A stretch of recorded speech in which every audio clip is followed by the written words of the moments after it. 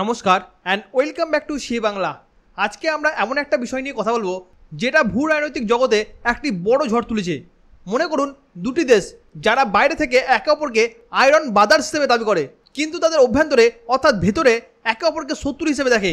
হ্যাঁ, আপনি ঠিকই ধরেছেন, আমি কথা বলছি রাশিয়া এবং চীনের সম্পর্ক নিয়ে। সম্প্রতি নিউ ইয়র্ক টাইমস একটি চাঞ্চল্যকর ডকুমেন্ট প্রকাশ করেছে, যেখানে বলা হয়েছে একটি সিক্রেট রাশিয়ান গোয়েন্দা ডকুমেন্টস ফাঁস হয়ে গেছে। আর এই নথিটা প্রকাশ করেছিল রাশিয়ার এফএসবি, অর্থাৎ রাশিয়ার মধ্যে সবথেকে শক্তিশালী গোয়েন্দা সংস্থা। এই ডকুমেন্টসের মধ্যে রাশিয়া লিখেছে যে রাশিয়া চীনের এই দ্রুত গ্রোথকে নিয়ে গভীরভাবে উদ্বিগ্ন। রাশিয়া এখানে চীনকে তাদের শত্রু হিসেবে দেখছে। কিন্তু এই ঘটনা শুধুমাত্র স্পাইং করা বা রাশিয়ার সিক্রেট ডকুমেন্ট ফাঁস হয়ে যাওয়ার মধ্যেই সীমাবদ্ধ নয়, এটি হচ্ছে একটা গভীর ভূ রাজনৈতিক খেলা, যেখানে ভারতের জন্য একটা গুরুত্বপূর্ণ শিক্ষা রয়েছে। তাই আজকে এই ভিডিওতে আমরা গভীরভাবে বিশ্লেষণ করব রাশিয়ার এই সিক্রেট ডকুমেন্টসের মধ্যে রাশিয়া চায়নার বিরুদ্ধে কী কী লিখেছে, রাশিয়া কেন চীনের বিরুদ্ধে এত উদ্বিগ্ন এবং ভারতের জন্য কেন এই ডকুমেন্টস এত গুরুত্বপূর্ণ, এই সব কিছু আলোচনা করব এই ভিডিওর মাধ্যমে। তাহলে চলুন শুরু করা যাক। আজ থেকে 4 দিন আগে নিউ ইয়র্ক টাইমস একটা ডকুমেন্টস প্রকাশ করে, যেটা গোটা বিশ্বের ভূ রাজনৈতিক জগতে একটা ভূমিকম্প এনে দিয়েছে। এই ডকুমেন্টসে বলা হয়েছে রাশিয়ান এফএসবি একটা গোপন নথি ফাঁস করেছে। এই নথির মধ্যে কি লেখা আছে? এই নথিতে বলা আছে যে চীন যে এত তাড়াতাড়ি গ্রো করছে, রাশিয়া চীনের এই দ্রুত উত্থানকে নিয়ে গভীরভাবে উদ্বিগ্ন। রাশিয়া চীনকে তাদের একটি সম্ভাব্য শত্রু হিসেবে দেখছে। এখন আপনারা হয়তো ভাবছেন, আমরা তো সবসময় রাশিয়া এবং চীনকে একসঙ্গে দেখি, আমরা তো সবসময় পুতিন এবং শি জিনপিংকে একসঙ্গে সবসময় হাসি মুখে হ্যান্ডশেক করতে দেখি এবং রাশিয়া ও চীনের মধ্যে বড় বড় প্রকল্পের ঘোষণা দেখি। কিন্তু রাশিয়ার এই সিক্রেট ডকুমেন্টসে লেখা আছে এই বন্ধুত্ব শুধুমাত্র বাইরে থেকে দেখানোর জন্য, কিন্তু তারা অভ্যন্তরীণভাবে রাশিয়া চীনকে প্রচণ্ডভাবে অবিশ্বাস করে। রাশিয়া মনে করছে যে চীন তাদের প্রযুক্তি, সামরিক গোপনীয়তা, এমনকি চীন রাশিয়ার কূটনৈতিক তথ্য চুরি করছে। এখন আপনার মনে হতে পারে রাশিয়ার এত সিক্রেট ডকুমেন্টস এটা কীভাবে ফাঁস হয়ে গেল। সম্প্রতি নিউ ইয়র্ক টাইমস জানিয়েছে যে একটা হ্যাকার গ্রুপ যার নাম হচ্ছে দুরিয়াস সেন্টার, তারা এফএসবি অর্থাৎ রাশিয়ার সিক্রেট গ্রুপের মধ্যে ঢুকে এই তথ্যকে বের করে নিয়ে এসেছে। এটা কিন্তু প্রথম নয়, আমরা 2024 সালেও এমন একটা নথি ফাঁস হতে দেখেছিলাম, যেটা ফিনান্সিয়াল টাইম রিপোর্ট প্রকাশ করেছিল, যেখানে বলা হয়েছিল রাশিয়ার একটা জরুরি পরিকল্পনা আছে। যদি চীন হঠাৎ করে রাশিয়ার উপর আক্রমণ করে, তাহলে রাশিয়া চীনের বিরুদ্ধে পারমাণবিক অস্ত্র ব্যবহার করতে পারে।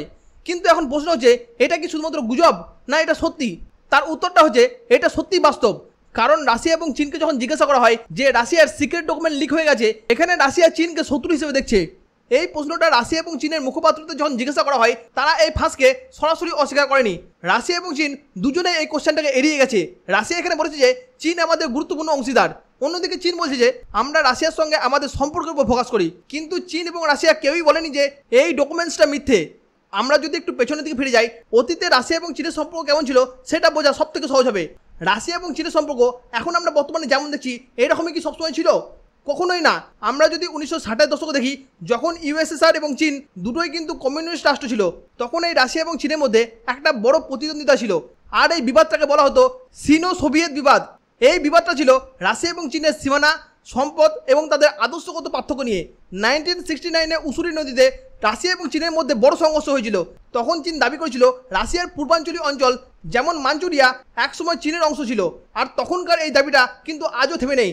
এখনও পর্যন্ত চীন রাশিয়ার এই অঞ্চলটাকে চীনের অংশ বলে দাবি করে এবং চীনের কিছু ভূ রাজনৈতিক চিন্তাবিদ তারা বলে যে রাশিয়ার এই অঞ্চলগুলো চীনের সঙ্গে যুক্ত হওয়া প্রচণ্ডভাবে দরকার ছিল। আমরা যদি ঐতিহাসিক প্রেক্ষাপটটা বুঝতে পারি, তাহলে বুঝবো যে রাশিয়া এবং চীনের মধ্যে বন্ধুত্ব শুধুমাত্র কৌশলগত। কিন্তু এখন প্রশ্ন হচ্ছে, বর্তমানে রাশিয়া এবং চীনকে কেন আমরা একসঙ্গে দেখছি? এর প্রধান কারণ হচ্ছে রাশিয়া এবং চীন ওয়েস্টার্ন কান্ট্রিজের বিরুদ্ধে একটা বড় জোট গঠন করতে চায়। কিন্তু যদি আমরা অভ্যন্তরীণভাবে দেখি, তাদের মধ্যে একটা গভীর অবিশ্বাস রয়েছে। এরপর যদি আমরা এই ডকুমেন্টটা দেখি, এই ফাঁস হওয়া নথির মধ্যে আর কি কি অভিযোগ আছে। প্রথমত, রাশিয়ার সিক্রেট গ্রুপ অর্থাৎ রাশিয়ার এফএসবি বলছে যে চীনের মিনিস্ট্রি অফ স্টেট সিকিউরিটি অর্থাৎ এমএসএস রাশিয়ার মধ্যে একটা বড় সড়ো স্পাইং করছে। কীভাবে স্পাইংটা করছে?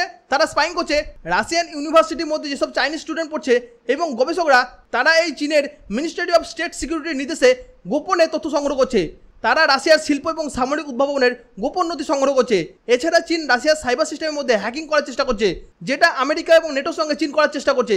এমনকি চাইনিজ কোম্পানি যেমন হুয়াওয়ে, এই কোম্পানিটি রাশিয়ার অবকাঠামোর মধ্যে বিনিয়োগ করছে। তাদের বিরুদ্ধেও কিন্তু রাশিয়ার গোয়েন্দা তথ্য সংগ্রহের অভিযোগ উঠেছে। রাশিয়া এই ডকুমেন্টসের মধ্যে বলছে চীন তাদের প্রতিরক্ষা প্রকল্পে তথ্য চুরি করে একই রকমের সরঞ্জাম তৈরি করছে। যদি আমি উদাহরণ দিই, S-400 মিসাইল সিস্টেম ভারত এবং চীন দুটো দেশে কিন্তু রাশিয়ার কাছ থেকে কিনেছে, কিন্তু রাশিয়া ভারতকে সম্পূর্ণ অ্যাক্সেস দিয়েছে কিন্তু চীনকে দেয়নি। এর প্রধান কারণ হচ্ছে রাশিয়া কিন্তু চীনকে ভয় পায়, কারণ হচ্ছে চীন রাশিয়ার এই প্রযুক্তিকেই তাদের বিরুদ্ধে ব্যবহার করতে পারে। এছাড়া রাশিয়া এবং চীনের মধ্যে সীমান্তের বিবাদও রয়েছে, যদিও আন্তর্জাতিকভাবে তাদের সীমানাকে নির্ধারিত করা আছে, কিন্তু চীনের কিছু নেতা এবং চিন্তাবিদ বলে যে রাশিয়ার যে পূর্বাঞ্চলীয় অঞ্চলটা আছে সেটা চীনের হওয়া দরকার। কিন্তু এখন সবথেকে বড় প্রশ্ন হচ্ছে যে এই সব কিছু ভারতের জন্য কেন গুরুত্বপূর্ণ। 2023 সালে রাশিয়া একটি বৈদেশিক নীতির নথি প্রকাশ করেছিল, যেখানে তারা বলেছিল রাশিয়ার সবথেকে কাছের বন্ধু হচ্ছে ভারত এবং চীন। কিন্তু বর্তমানে রাশিয়ার এই সিক্রেট ডকুমেন্ট ফাঁস হওয়ার পর দেখা যাচ্ছে রাশিয়া চীনকে তাদের শত্রু হিসেবে দেখছে। এখানে আপনার মনে হতে পারে যদি ভবিষ্যতে ভারত এবং চীনের মধ্যে কোনো রকমের যুদ্ধ হয় তাহলে রাশিয়া কার পাশে দাঁড়াবে। এটি হচ্ছে ভারতের জন্য একটা বড় সুযোগ, কারণ হচ্ছে রাশিয়ার সঙ্গে আমাদের দীর্ঘদিনের বন্ধুত্ব, আর আমরা তাদের কাছ থেকে প্রতিরক্ষা সরঞ্জাম যেমন S-400 কিনেছি। কিন্তু চীনের প্রতি রাশিয়ার অবিশ্বাস আমাদের কৌশলগত সুবিধাকে বাড়িয়ে দিতে পারে। তবে আমাদের ভারতকে সতর্ক থাকতে হবে, চীনের স্পাইং শুধুমাত্র রাশিয়ার বিরুদ্ধে নয়, এটা কিন্তু ভারতের বিরুদ্ধে হতে পারে। হয়তো চায়না ভারতের উপর স্পাইং করে চলেছে, আমরা ধরতেই পারছি না। তার জন্য আমাদের সাইবার নিরাপত্তা এবং গোয়েন্দা ব্যবস্থাকে শক্তিশালী করতে হবে। তাহলে বন্ধুরা, রাশিয়ার এই ফাঁস হওয়া ডকুমেন্টস আমাদের কি শিক্ষা দিচ্ছে? প্রথমত হচ্ছে ওয়ার্ল্ড জিওপলিটিক্সে কেউ কাউরি চিরস্থায়ী বন্ধু বা চিরস্থায়ী শত্রু নয়। রাশিয়া এবং চীনের এই নো লিমিট পার্টনারশিপ বাইরে থেকে যতটা মজবুত দেখায়, অভ্যন্তরে কিন্তু ততটাই অবিশ্বাসে ভরা। দ্বিতীয়ত হচ্ছে চাণক্যের একটা কথা মনে রাখবেন, যে কোনো প্রতিবেশী দেশ বা আপনার যে কোনো প্রতিবেশী কখনো পুরোপুরি বন্ধু হয় না। কারণ হচ্ছে রাশিয়া এবং চীনের মধ্যে সীমানা বিরোধ, স্পাইং এবং ক্ষমতার প্রতিযোগিতা এটাই প্রমাণ করছে। এবং সব থেকে শেষে একটাই কথা বলবো, ভারতের জন্য এটা একটা বড় সুযোগ।